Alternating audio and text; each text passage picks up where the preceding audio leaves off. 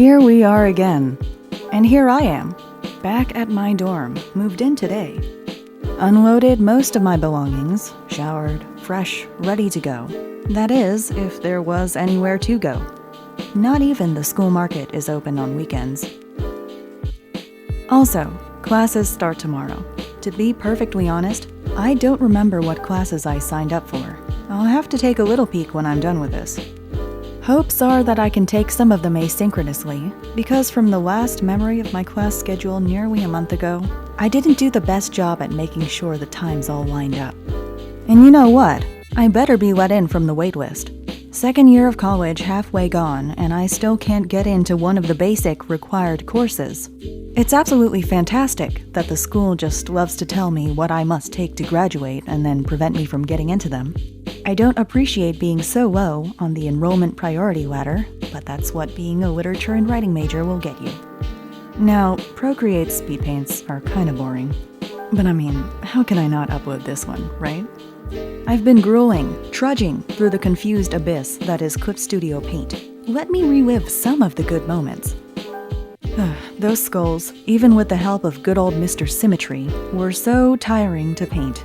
They were fun. I like rendering skulls, but enough is enough. I did like the effect they had on the room though. Made it feel more 3D, especially after I applied the shadows on the walls. They also gave that feeling of a crowd, which is why some of them almost look like they're laughing. I imagine them being similar to us in chat, who can't wait for destruction every moment.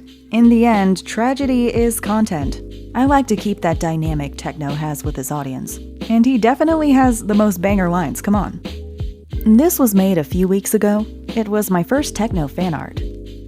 Before that, I had been debating drawing him a lot because, honestly, when it comes to fan art, I just worry I won't be up to snuff. It's a personal barrier of mine, I suppose. But you know that moment you have as a fan where, like, they do something and it feels too cool for words? That was probably this scene. Even during the last arc, I wanted that country to burn to a crisp. And I don't hate L'Manberg at all. I was all for Pogtopia's side.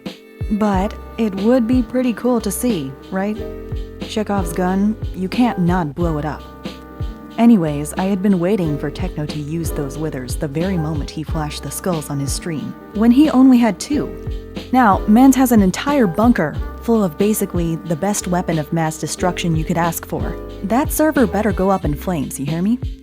I'm hoping that eventually I can reach the same kind of refined look on Clip Studio as I've been doing with Procreate, so I can have the best of both worlds in terms of product and process.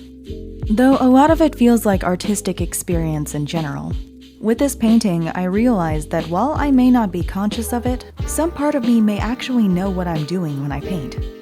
There have definitely been pleasant improvements I've seen with my process as of late, even if I don't understand why it's happening. Practice does that to you, I guess.